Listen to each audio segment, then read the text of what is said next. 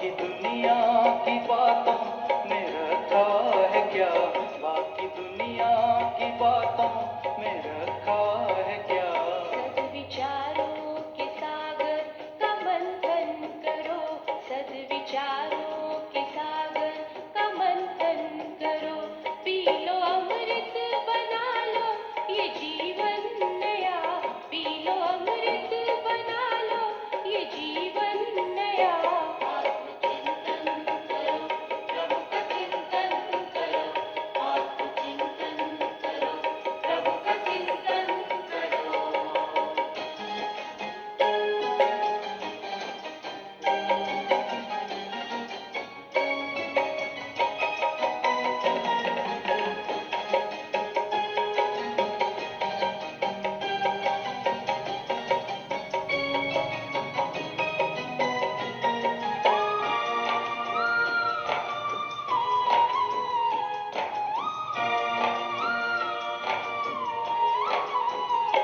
आत्मा आप तो न्यारे हैं देह से, आत्मा आप तो न्यारे हैं देह से, आत्मा देखिए भाल पर स्नेह से, आत्मा देखिए भाल पर स्नेह से। साक्ष्य निष्ठा बनो, साथ प्रभु के बनो, साक्ष्य निष्ठा बनो, साथ प्रभु के बनो। खेल में कोई रोए तो कोई हंसे, अपना अपना सभी का यहाँ रास्ता, दूसरे रास्तों से है क्या वास्ता। आत्मचिंतन करो, प्रभु का चिंतन करो, आत्मचिंतन करो, प्रभु का चिंतन करो।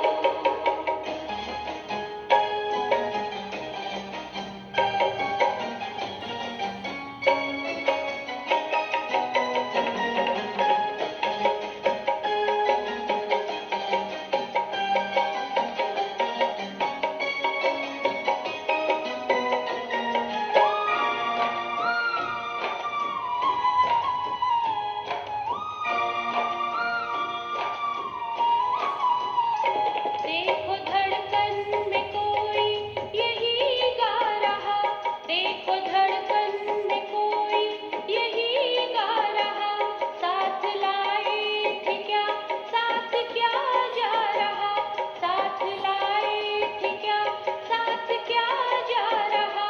प्रेम से साथ में सबके हिल मिल रहो, प्रेम से साथ में सबके हिल मिल रहो, खुश वही सेवा से जो दुआ पा रहा। दीन बंधु दयानिधि की संतान हम, क्यों लुटाए न सुख शांति करुणा दया। आत्मचिंतन करो, प्रभु का चिंतन करो, आत्मचिंतन करो, प्रभु का चिंतन करो। बाकी दुनिया की बातों में रखा है क्या, बाकी दुनिया की बातों में रखा है क्या। सद्विचारों के सागर का मंथन करो, सद्विचारों के सागर का मंथन करो, पी लो अमृत बना लो ये जीवन नया, पी लो अमृत बना लो ये जीवन नया।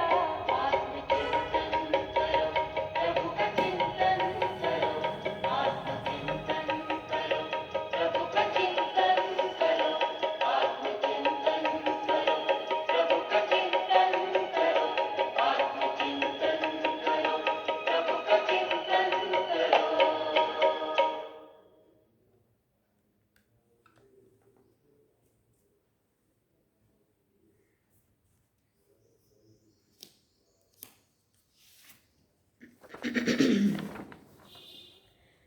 ओम शांति। बाबा गुड मॉर्निंग। आज बाबा के 14 फरवरी 2025 के महावाक्य हैं। बाबा ने सार में कहा, मीठे बच्चे, तुम्हें श्रीमत मिली है कि आत्म अभिमानी बन बाप को याद करो। किसी भी बात में तुम्हें आर्ग्यू नहीं करना है। बाबा ने प्रश्न पूछा, बुद्धि योग स्वच्छ बन बाप से लग सके उसकी युक्ति कौन सी रची हुई है? तो बाबा ने उत्तर में कहा, 7 रोज की भट्ठी, 7 दिन की भट्ठी। कोई भी नया आता है तो उसे 7 दिन के लिए भट्ठी में बिठाओ, जिससे बुद्धि का किचड़ा निकले और गुप्त बाप गुप्त पढ़ाई और गुप्त वर्षे को पहचान सकें।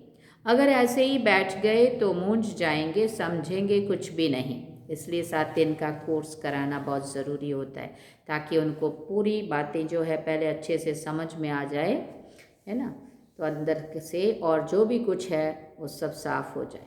गीत है जाग सजनिया जाग, ओम शांति। बच्चों को ज्ञानी तो आत्मा बनाने के लिए ऐसे ऐसे जो गीत हैं वो सुनाकर फिर उसका अर्थ करना चाहिए, तो वाणी खुलेगी। जाग सजनिया जाग, नव युग आया किया गया सजनिया जाग। तो कौन जगा रहा है? शिव बाबा जगा रहा है। कौन है वो? फिर उसका परिचय देना शुरू कर दो। बाबा कहते ऐसे ऐसे गीत बजाने चाहिए और फिर उनको उसका अर्थ करना चाहिए। मालूम पड़ेगा कि कहाँ तक सृष्टि के आदि मध्य अंत का ज्ञान बुद्धि में है। तुम बच्चों की बुद्धि में तो ऊपर से लेकर मूल वतन, सूक्ष्म वतन, स्थूल वतन के आदि मध्य अंत का सारा राज जैसे कि चमकता है। बाप के पास भी ये ज्ञान है जो तुमको सुनाते हैं। ये है बिल्कुल नया ज्ञान। भले शास्त्र आदि में नाम है, परंतु वो नाम लेने से अटक पड़ेंगे, डिबेट करने लग पड़ेंगे। यहाँ तो बिल्कुल सिंपल रीति समझाते हैं। भगवान उवाच, मुझे याद करो, मैं ही पतित पावन हूँ। कभी भी श्री कृष्ण को व ब्रह्मा विष्णु शंकर आदि को पतित पावन नहीं कहेंगे। सूक्ष्म वतन वासियों को भी तुम पतित पावन नहीं कहते हो, तो स्थूल वतन के मनुष्य पतित पावन कैसे हो सकते हैं? ये ज्ञान भी तुम्हारी बुद्धि में है। शास्त्रों के बारे में जास्ती आर्ग्यू करना अच्छा नहीं है। बहुत वाद विवाद हो जाता है, एक दो को लाठियां भी मारने लग पड़ते हैं। तुमको तो बहुत सहज समझाया जाता है। शास्त्रों की बातों में टू मच नहीं जाना है। मूल बात है ही आत्म अभिमानी बनने की। अपनी को आत्मा समझना है और बाप को याद करना है। ये श्रीमत है मुख्य, बाकी है डिटेल। बीज कितना छोटा है, बाकी झाड़ का विस्तार है। जैसे बीज में सारा ज्ञान समाया हुआ है, वैसे ये सारा ज्ञान भी बीज में समाया हुआ है। तुम्हारी बुद्धि में बीज और झाड़ आ गया है। जिस प्रकार तुम जानते हो और कोई समझ ना सके, झाड़ की आयु ही लंबी लिख दी है। बाप बैच बीज और झाड़ व ड्रामा चक्र का राज समझाते हैं। तुम हो सुदर्शन चक्रधारी। कोई नया आए, बाबा महिमा करे कि सुदर्शन चक्रधारी बच्चों, तो कोई समझ ना सके। अब सुदर्शन चक्रधारी का तो ये तो एक टाइटल है, तो उनको थोड़ी पता चलेगा किसकी बात कर रहे हैं। नया कोई बैठा हो, वो तो अपने को ही बच्चे नहीं समझते हैं। हाँ, बाबा कहेगा सुदर्शन चक्रधारी बच्चे, तो उनको पता ही नहीं कि हम बाबा के बच्चे, भगवान के बच्चे हैं। ये तो 7 रोज भागवत रामायण आदि रखते हैं। वास्तव में बाबा का ये बाप भी गुप्त है तो नॉलेज भी गुप्त है, वर्षा भी गुप्त है। नया कोई सुनकर मूंझ पड़ेंगे, इसलिए 7 रोज की भट्ठी में बिठाया जाता है। अच्छे से उनको 7 दिन का ये कोर्स समझ में आ जाए। ये तो 7 रोज भागवत व रामायण आदि रखते हैं। वास्तव में ये इस समय 7 दिन के लिए भट्ठी में रखा जाता है, तो बुद्धि में जो भी सारा किचड़ा है वो निकले और बाप से बुद्धि योग लग जाए। यहाँ सब हैं रोगी। सतयुग में ये रोग होते नहीं हैं। ये आधा कल्प का रोग है। 5 विकारों का रोग बड़ा भारी है। वहाँ तो देही अभिमानी रहते हैं। जानते हो, हम आत्मा एक शरीर छोड़ दूसरा लेती हैं। पहले से साक्षात्कार हो जाता है। अकाले मृत्यु कभी नहीं होता है। तुमको काल पर जीत पहनाई जाती है। काल काल महाकाल कहते हैं ना। फिर बाबा ने कहा, महाकाल का भी अर्थ नहीं, महाकाल का भी मंदिर होता है। सिख लोगों का फिर अकाल तख्त है।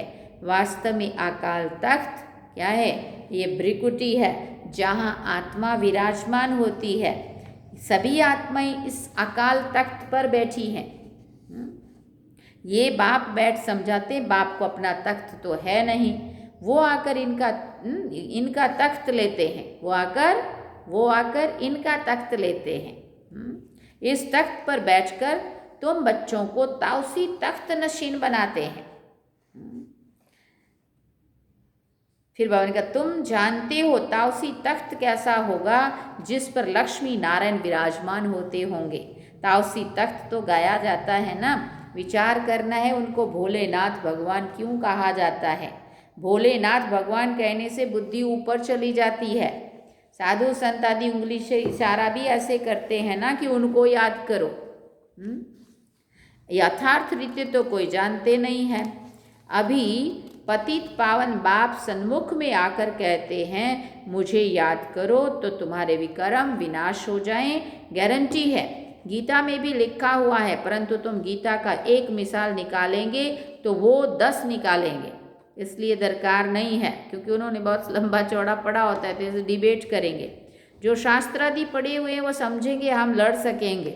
हाँ, तुम बच्चे जो इन शास्त्रों आदि को जानते ही नहीं हो, तुम्हें उनका कभी नाम भी नहीं लेना चाहिए, है ना, क्योंकि वो हमें उसी में उलझा देंगे। हम तो उन सभी शास्त्रों का सार सुना रहे जो शिव बाबा ने आके हमें सुनाया है, ऐसा उनको कहना चाहिए। सिर्फ बोलो, भगवान कहते हैं मुझ अपने बाप को याद करो, उनको ही पतित पावन कहते हैं, गाते भी हैं पतित पावन सीताराम। सन्यासी लोग भी जहाँ तहाँ धुन लगाते रहते, ऐसे मतांतर तो बहुत है ना। ये गीत कितना सुंदर है। ड्रामा प्लानानुसार कल्प कल्प ऐसे गीत बनते हैं जैसे कि तुम बच्चों के लिए ही बनाए हैं। ऐसे ऐसे अच्छे अच्छे गीत हैं, जैसे नयनहीन को राह दिखाओ प्रभु। हम कितने अच्छे गीत हैं, क्योंकि हम आत्माएं ज्ञान नेत्रहीन हैं। नेत्र 2 नेत्र होते हुए भी समझ नहीं है जब, तो वो नेत्रहीन कहते हैं। इसलिए तमसोरमा ज्योतिर्गमय, हे माँ मुझे अंधकार से प्रकाश की ओर ले चलो, हे भगवान मुझे राह दिखाओ, नयनहीन को राह दिखाओ प्रभु। प्रभु कोई श्री कृष्ण को थोड़ी कहते, प्रभु व ईश्वर निराकार को ही कहेंगे। यहाँ तुम कहते हो बाबा परमपिता परमात्मा है तो वो भी आत्मा ना। भक्ति मार्ग में बहुत टू मच चले गए हैं, वो इतना विस्तार में चले गए हैं कि वो सारी भूल गया। यहाँ तो बिल्कुल सिंपल बात है, अलिफ और बे, अलिफ अल्लाह, बे बादशाही, इतनी तो सिंपल बात है। बाप को याद करो तो तुम स्वर्ग के मालिक बनेंगे। बरोबर ये लक्ष्मी नारायण स्वर्ग के मालिक संपूर्ण निर्विकारी थे, तो बाप को याद करने से ही तुम ऐसा संपूर्ण बनेंगे। जितना जो याद करते हैं और सर्विस करते हैं उतना वो ऊंच पद पाते हैं। वो समझ में भी आता है। स्कूल में स्टूडेंट समझते नहीं हैं क्या कि हम कम पढ़ते हैं, जो पूरा अटेंशन नहीं देते हैं तो पिछाड़ी में बैठे रहते हैं, तो ज़रूर फेल हो जाएंगे। पढ़ाई में ध्यान नहीं देंगे, है ना, शरारत मस्तियों में टाइम निकालेंगे, है ना, उल्टा पुल्टा कंपनी, बैड कंपनी, बुरी कंपनी संगत करेंगे, घूमेंगे फिरेंगे, खाएं पीएंगे और आ जाएंगे घर। हाँ, कैसे पास होएंगे? अगर स्कूल में भेजते हैं हाँ तो पढ़ना चाहिए ना, फिर बाबा कहते। हाँ, तो जैसे स्कूल में भी जिनको पढ़ना नहीं है वो फिर ऐसे करते हैं तो ज़रूर फेल हो जाएंगे। अपने आप को रिफ़्रेश करने के लिए ज्ञान के जो अच्छे अच्छे गीत बने हुए हैं उन्हें सुनना चाहिए। ऐसे ऐसे गीत अपने घर में रखने चाहिए। किसी को भी इस पर समझा भी सकेंगे कैसे माया का फिर से परछाया पड़ता है। शास्त्रों में तो ये बातें है नहीं कि कल्प की आयु 5000 वर्ष है, ब्रह्मा का दिन और ब्रह्मा की रात आधा आधा है। ये गीत भी कोई ने बनवाए हैं, कोई ने तो बनवाए हैं। बाप बुद्धिवानों की बुद्धि है तो कोई की बुद्धि में आया जो बैठ बनाया है। इन गीतों आदि पर भी तुम्हारे पास कितने ध्यान में जाते थे। बुद्धिवानों की बुद्धि है तो कोई तो बुद्धि में आया होगा ना, बाबा ने कहा। हाँ, एक दिन आएगा जो इन ज्ञान के गीत गाने वाले भी तुम्हारे पास आएंगे। देखो बाबा ने 69 के पहले कहा था और सही में आज वो ये गीत गाने वाले सब बाबा के पास आ रहे हैं। बाप की महिमा में ऐसे ही गीत गाएंगे जो घायल कर देंगे। इतना अच्छा योग लगता है जब ये गा रहे होते हैं। ऐसे ऐसे आएंगे, ट्यून पर भी मदार रहता है। गायन विद्या का भी बहुत नाम है। अभी तो ऐसा कोई नहीं है, सिर्फ एक गीत बनाया था, कितना मीठा कितना भोला, कितना प्यारा शिव भोला भगवान। अब बाप ही बहुत मीठा बहुत प्यारा है, तभी तो सब उनको याद करते हैं ना। ऐसे नहीं कि देवताएं उनको याद करते हैं। चित्रों में राम के आगे भी शिव दिखाया है, राम पूजा कर रहा है, ये है रॉन्ग। देवताएं थोड़ी किसी को याद करते हैं। अब सतयुग में थोड़ी कोई पूजा पाठ होता है, त्रेता में थोड़ी कोई पूजा पाठ होता है। याद मनुष्य करते हैं। तब तुम भी अभी मनुष्य हो, फिर देवता बनेंगे, है ना। इन आत्माओं ने अभी वो पूजा पाठ भक्ति किया, जिससे फिर ज्ञान मिला, ज्ञान के आधार से फिर से वो आत्माएं देवात्माएं बनी। देवता और मनुष्य में रात दिन का फर्क है। फिर बाबा ने कहा वही देवताएं फिर मनुष्य बनते हैं। चक्र कैसे फिरता है किसी को भी पता नहीं है। तुमको भी पता पड़ा है कि हम सच सच देवता बनते हैं। अभी हम ब्राह्मण हैं, नई दुनिया में देवता कहलाएंगे। अभी तुम वंडर खाते हो। ये ब्रह्मा खुद ही, जो इस जन्म में पहले पुजारी था, श्री नारायण की महिमा गाते थे, नारायण से बड़ा प्रेम था। हाँ, बाबा की बात सुना रहे हैं। अब वंडर लगता है कि हम सो बन रहे हैं। पहले ये चीज़ की पता नहीं थी, भक्ति कर रहे थे, लेकिन हम ही ये बनेंगे ऐसा थोड़ी पता था बाबा को भी। तो तुम तो कितना खुशी का पारा चढ़ना चाहिए। तुम हो अननोन वॉरियर्स, है ना। नॉन वायलेंस, अहिंसक हो और गुप्त योद्धा हो। सचमुच तुम डबल अहिंसक हो, ना काम कटारी ना वो लड़ाई। काम अलग है, क्रोध अलग चीज़ है। तो तुम हो डबल अहिंसक, नॉन वायलेंस सेना। सेना अक्षर से उन्होंने फिर सेनाएं खड़ी कर दी हैं। महाभारत लड़ाई में मेल्स के नाम दिखाए हैं, फीमेल्स नहीं हैं। वास्तव में तुम हो शिव शक्तियाँ। मेजॉरिटी तुम्हारी होने के कारण शिव शक्ति सेना कहा जाता है। ये बातें बाप बैठ समझाते हैं। अभी तुम बच्चे नवयुग को याद करते हो। दुनिया में कोई को भी नवयुग का मालूम नहीं है। वो तो समझते हैं नवयुग 40,000 वर्ष के बाद आएगा। सतयुग नवयुग है, ये तो बड़ा क्लियर है। तो बाबा राय देते हैं ऐसे ऐसे अच्छे गीत भी सुनकर रिफ्रेश होंगे और किसी को समझाएंगे भी। ये सब युक्तियाँ हैं, इनका अर्थ भी सिर्फ तुम बच्चे ही समझ सकते हो। बहुत अच्छे अच्छे गीत हैं अपने को रिफ्रेश करने के लिए। ये गीत बहुत मदद करते हैं। अर्थ करना चाहिए तो मुख भी खुल जाएगा और खुशी भी होगी। बाकी जो जास्ती धारणा नहीं कर सकते हैं, उनके लिए बाबा कहते हैं घर बैठे बाप को याद करते रहो। गृहस्थ व्यवहार में रहते सिर्फ ये मंत्र याद रखो। क्या मंत्र याद रखना है? बाप को याद करो और पवित्र बनो। आगे पुरुष लोग पत्नी को कहते थे भगवान को तो घर में भी याद कर सकते हैं, फिर मंदिरों आदि में भटकने की क्या दरकार है। हम तुमको घर में मूर्ति दे देते हैं, यहाँ बैठकर याद करो, धक्का खाने क्यों जाती हो। ऐसे बहुत पुरुष लोग स्त्रियों को जाने नहीं देते थे। आज भी सभी को छुट्टी नहीं देते परिवार वाले। ऐसे चीज़ तो एक ही है, पूजा करना है और याद करना है। जबकि एक बार देख लिया फिर ऐसे ही याद तो कर सकते हैं ना। श्री कृष्ण का चित्र तो कॉमन है, मोर मुकुटधारी। तुम बच्चों ने साक्षात्कार किया है कि वहाँ कैसे जन्म होता है, वो भी साक्षात्कार किया है। परंतु क्या तुम उनका फोटो निकाल सकते हो? एक्यूरेट तो कोई निकाल ना सके। दिव्य दृष्टि से सिर्फ देख ही सकते हैं, बना नहीं सकते हैं। हाँ, देखकर वर्णन कर सकते हो, परंतु वर्णन उस तरह से समझाना भी कई बार नहीं आता है ना। जो चीज़ हमने अनुभव की होती, देखी होती है, हाँ, बाकी वो पेंट आदि नहीं कर सकते। भले होशियार पेंटर हो, साक्षात्कार भी करे तो भी एक्यूरेट फीचर्स निकाल ना सकते। तो बाबा ने समझाया कोई से आर्ग्यू जास्ती नहीं करना है। बोलो तुमको पावन बनने से काम है और शांति मांगते हो तो बाप को याद करो और पवित्र बनो। पवित्र आत्मा यहाँ रह ना सके, वो चली जाएगी वापस।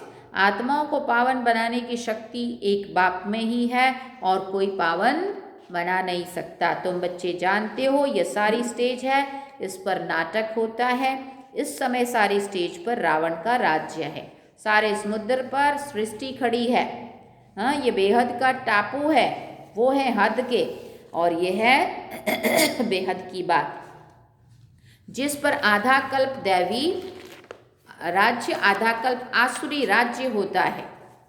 फिर बाबा ने कहा यूं खंड तो अलग अलग हैं, परंतु है ये सारी बेहद की बात। तुम जानते हो हम गंगा जमुना नदी के मीठे पानी के कंठे पर ही होंगे।